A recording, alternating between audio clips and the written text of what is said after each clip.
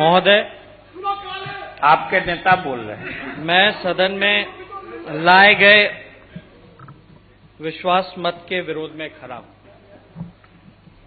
मैं विरोध में इसलिए खड़ा हूं महोदय, क्योंकि 2015 का जो मैंडेट मिला था, जिन गरीब गुरबाओं ने पिछड़े वर्ग, अति पिछड़े वर्ग, दलित वर्ग, महादलित वर्ग, अल्पसंख्यक वर्ग, प्रगतिशील वर्ग ने जो जनादेश देने का काम किया था, वो जनादेश महागठबंधन को देने का काम किया था और भाजपा के खिलाफ मैंडेट था। मेरा मानना है कि आज भाजपा के साथ मिलकर के जो सरकार बनाया गया, ये लोकतंत्र की हत्या है और बिहार के तमाम जनता के साथ ये धोखा हुआ है महोदय। इसलिए हमारा कर्तव्य बनता है कि ये जो छल कपट और नकारात्मक राजनीति जो हुई है, जोड़ तोड़ की बात जो चली है, मेरा ये स्पष्ट मानना, मेरा ही नहीं बल्कि पूरे देश का मानना है कि ये पहले से ही प्री प्लान था। मैं कुछ पीछे जाकर के पहले की बातें मैं बताना चाहूंगा और मैं सदन के नेता के तरफ से जवाब की अपेक्षा करूंगा कि पूरा देश और बिहार की जनता इन सवालों का जवाब मांग रही है। महोदय, आपको पता होगा 16 जून 2013 से 26 जुलाई 2017 ये बिहार की जनता जानना चाहती है, इन 4 सालों में बिहार का समय क्यों बर्बाद किया गया।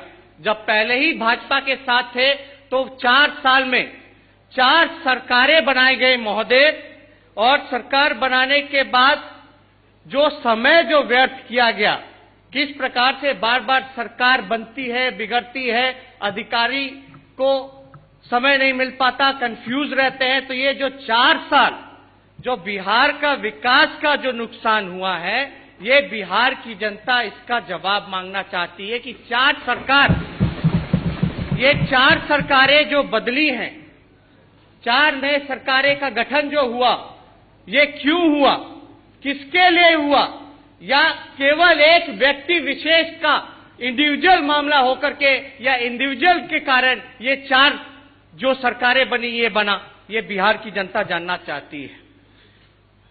साथ ही साथ महोदय, आपको हम बताना चाहेंगे कि इसका कारण क्या था 4 साल का।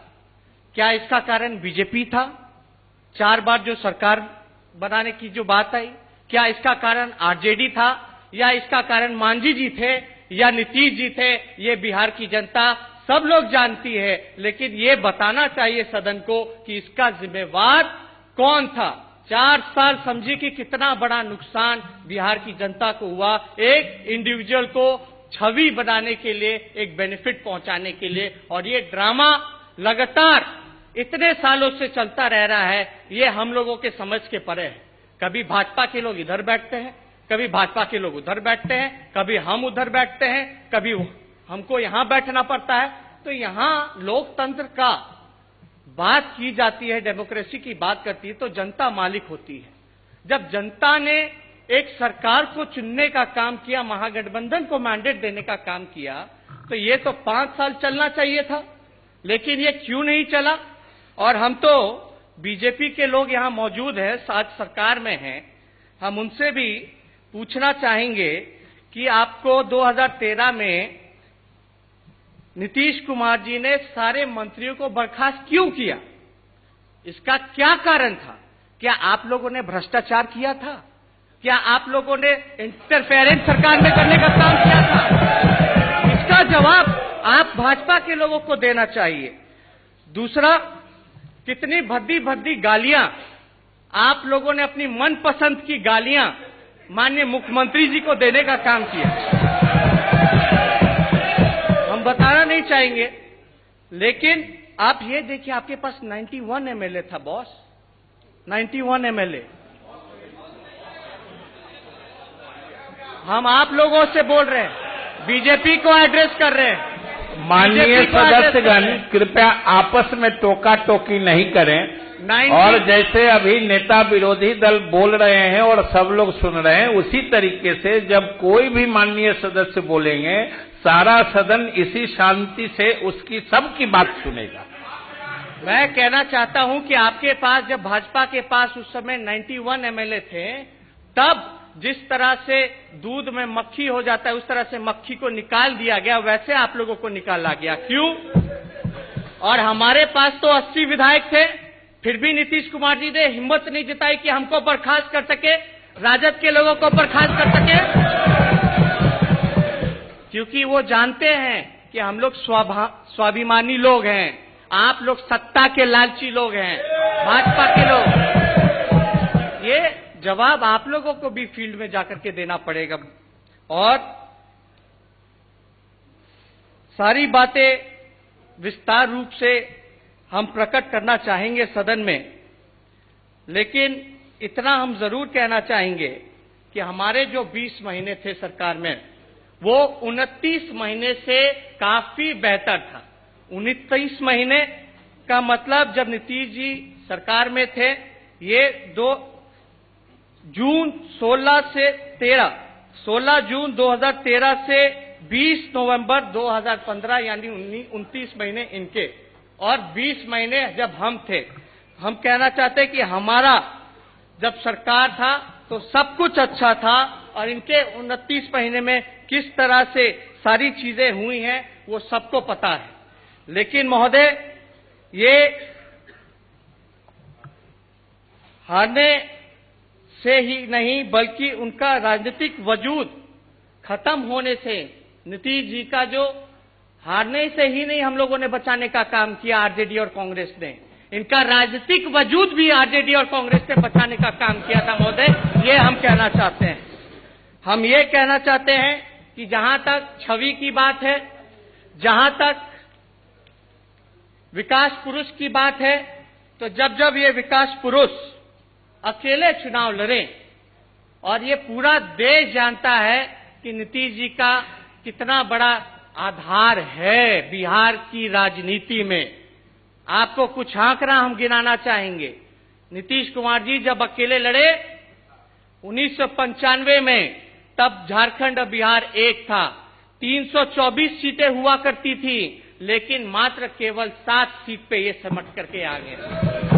और ज्यादा दूर नहीं जाना है, 2014 के इलेक्शन में महोदय, 2014 के इलेक्शन में, लोकसभा के चुनाव में, जब ये जदयू अकेले लड़ा था, तो केवल मात्र 2 सीट पे ही सिमट के रह गए। शायद ये इनके छवि का ही असर है, इनके जो काम का ही शायद असर है, जो बिहार की जनता जब जब नीतीश कुमार जी अकेले लड़ते हैं तो इक्का दुक्का सीट पे ही सिमट के रह जाते हैं। इनको कहीं ना कहीं या तो भाजपा के तरफ या तो आरजेडी की तरफ आना पड़ता है।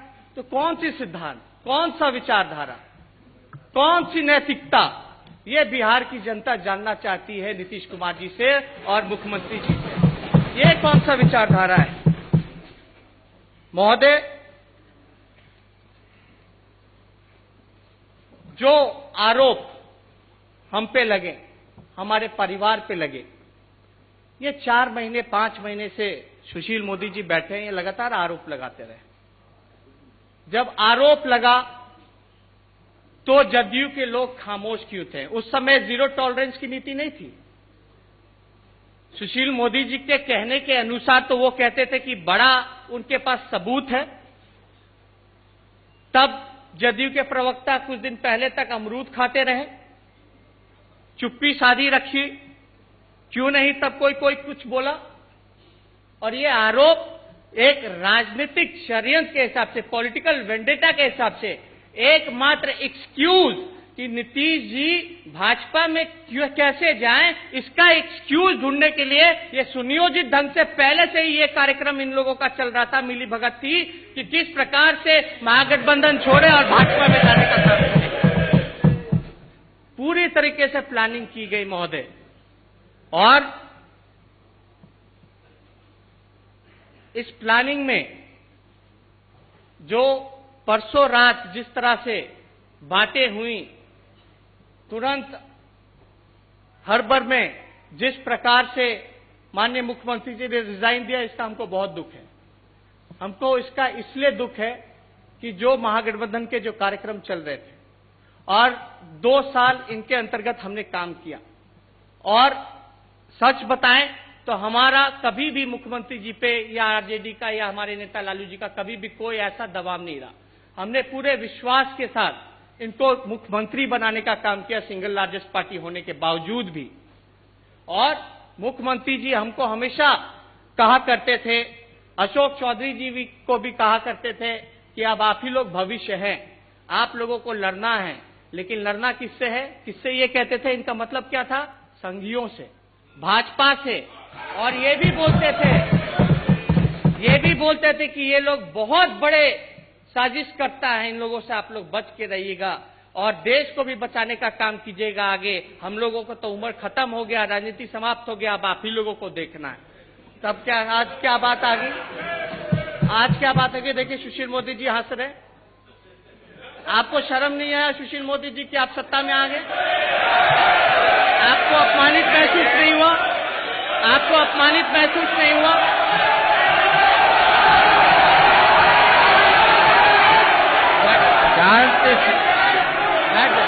बैठो ना।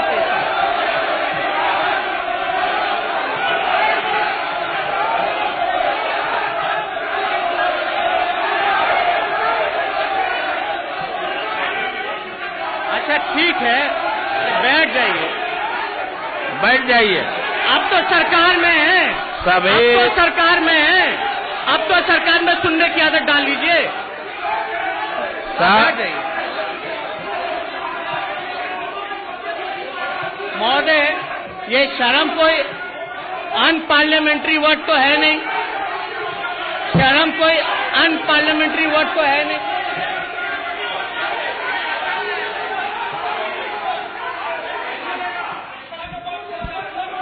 माननीय सदस्यगण, अब बीजेपी के साथ सरकार अरे आप से अपनी जगह पर बैठिए ना। विरोधियों को यहाँ भी नहीं बोलने दिया जाएगा। अब बैठिए। बैठ जाइए। माननीय नेता प्रतिपक्ष, आप तो अच्छा बोल रहे थे, उत्तेजक शब्दों का इस्तेमाल नहीं करिए। उसको अनपार्लियामेंट्री वर्ड नहीं है महोदय, क्यों हटाया जाए? चलिए, अनपार्लियामेंट्री। अरे आप बैठिए ना, आप बैठिए। सच सुनने की हिम्मत नहीं है, सच सुनने की हिम्मत नहीं, रख लीजिए। आपको समय मिलेगा बोलिएगा, आपका समय अलॉट है, आप बोलेंगे, आपके नेता बोलेंगे, बोलने दीजिए। नौजवान की आवाजों को दबाया जाता है, युवाओं का आप लोग विरोध करते हैं, बोलने दीजिए।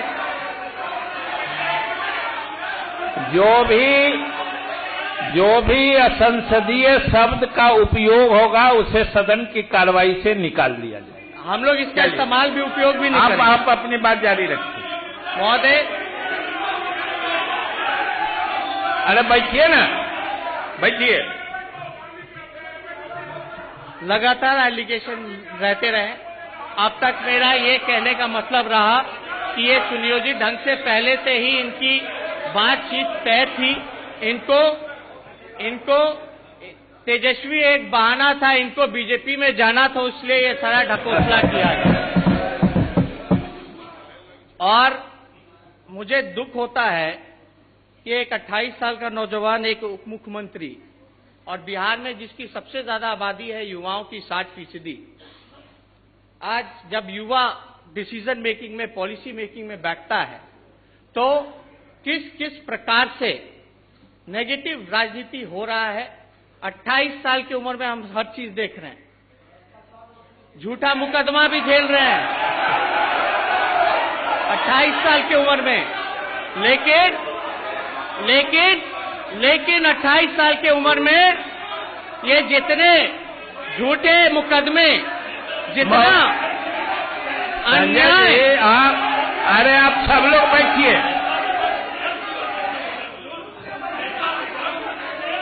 महोदय, आप क्या गलत बोल दिया? आप तेजस्वी जी, हम कहना चाहते हैं कि 28 साल की उम्र में क्या क्या हमको नहीं देखना पड़ रहा है, और इतने कम उम्र में शायद ही कोई व्यक्ति अपने राजनीतिक करियर में ये शुरुआत के दौर में ये सारी चीजें झेल रहा हो। मेरा कहने का मतलब है कि जितने युवा, हम जैसे युवा जो राजनीति में आना चाहते हैं, जो स्वच्छ राजनीति करना चाहते हैं, जो अपने राज्य का विकास करना चाहते हैं, देश को प्रगति के ओर ले जाना चाहते हैं, वो आज दुखी होगा, उदास होगा, मायूस होगा कि देखो नौजवान को मोहरा बना करके कोई अपनी छवि बनाने में लगा हुआ है, कोई अपनी राजनीति चमकाने में लगा हुआ है। ये बिहार की जनता और देश का नौजवान ये देखने का काम कर रहा है। इसका जवाब आप लोगों को बिहार की जनता और देश की जनता को देना पड़ेगा।